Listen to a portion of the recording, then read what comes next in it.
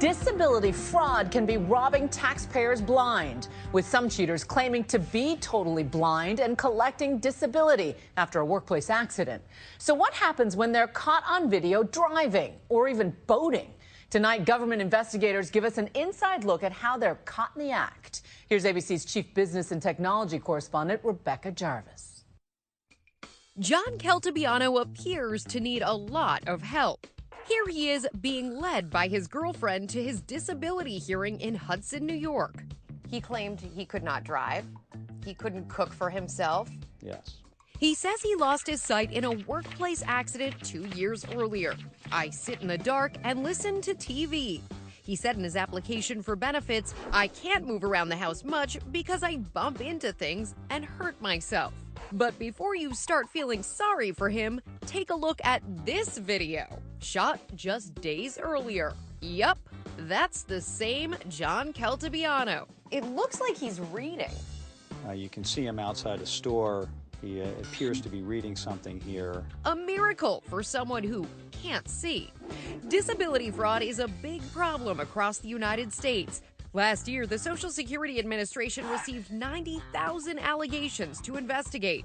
We receive allegations from a number of sources. Michael Robinson is the Assistant Inspector General for Investigations for the Social Security Administration, which last year won 1,200 convictions and the return of $225 million to you and me, the taxpayers. When it comes to making an assessment of how many are out there, we know how much has been brought to our attention, and we really rely on those fraud allegations that we receive. So when a tip came in about John Caltabiano, U.S. Attorney Richard Hartunian and his counterparts at the Social Security Administration were quick to investigate. The surveillance folks, it can be challenging work. With videos out there like this one, there can be a lot to work with. Here's John Caltabiano as the blind gentleman, chivalrous in an uncanny way for someone who might want the door held open for him instead. This is not the guy we saw getting out of his car with his former girlfriend. Absolutely not. The investigation turns up that Caltabiano did in fact lose sight in one eye in a workplace incident, but no indication of the other being affected. Let's put it this way. Should a blind man be doing this? So here you see the defendant driving a vehicle. And look, he's even able to avoid running over that woman pushing a shopping cart. It must be his sixth sense. He said he was phototrophic, so he couldn't go out in the daylight. He said he couldn't exercise, he couldn't pay bills or read medication labels. It was all false. According to the feds, Caltabiano was on track to steal $1.3 million in benefits before he got caught. Is that common? It's common in the world of fraud that people make claims that are just not true. More than 7,000 cases are opened each year of suspected con artists trying to dupe the system. Right, approximately 8:03 a.m. Like this guy. Conducting surveillance on Lawrence Pop. You're watching another federal sting operation in progress. Lawrence Pop has no idea he's being tailed by government agents, and they might want to exercise caution because no matter what, you're in Pop's blind spot. At least, that's what the Milwaukee businessman led people to believe when he was claiming he was too blind to drive. Larry has been collecting Social Security disability payments for his blindness for years, all the while living the high life, traveling the world and spending like there's no tomorrow. Lawrence Pop is walking towards the Social Security office. He's here today to make sure those payments keep on coming. You can't do almost anything that you used to do. No, my lifestyle has changed radically. But the tape reveals one thing Lawrence Pop is very good at: lying. Do you declare, under penalty of perjury, that the information you've given me is true and correct to the best of your knowledge? Yes.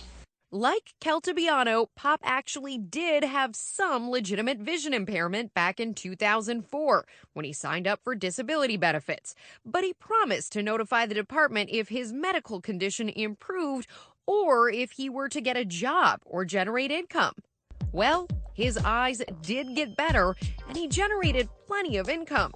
But freeloading Larry decided to keep those details to himself. There were trips to Italy, Florida, the Caymans.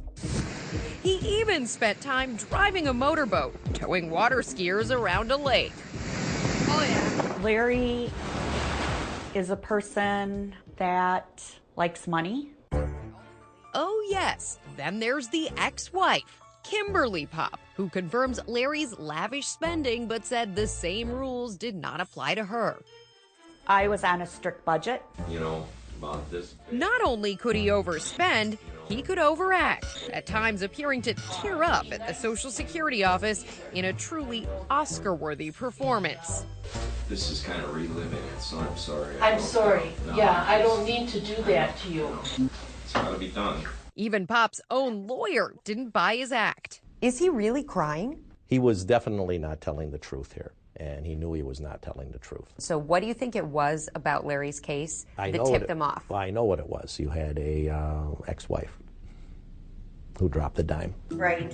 Yes, Kimberly is indirectly responsible for helping to take down the bogus blind man. The tipping point when the IRS came after her, claiming she owed thousands in back taxes. It turns out Lawrence Popp had applied for benefits not just for himself, but for the entire family, and pocketed every dime. Ultimately, you were the one who turned him in. I wasn't going to take the fall for something he was doing that was illegal.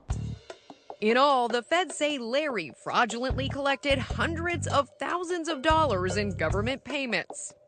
In January 2014, Popp's freeloading days came to an end. He was sentenced to a year in jail and had to pay back the stolen money. If he hadn't been caught red-handed, do you think he'd still be bilking the system? Absolutely. Larry was released from prison last year, and on a frigid Milwaukee morning, he gave ABC News the cold shoulder. Hi there, sir. Rebecca Jarvis, ABC News. Are you sorry for stealing that money from taxpayers? Why did you lie in the interview? Why did you lie in the interview, sir? Popp had no answers for us, and back in upstate New York, neither did John Caltabiano, who was sentenced to almost 5 years of federal mail fraud just last month. His lawyer says he is appealing his case. His girlfriend, who did not drop a dime on him, is serving 3 years probation. And for any cons out there considering getting some dark glasses and a cane, Michael Robinson has a message. We're going to do everything that we can to ensure that those individuals who violate the public's trust are held accountable. For Nightline, I'm Rebecca Jarvis in Albany.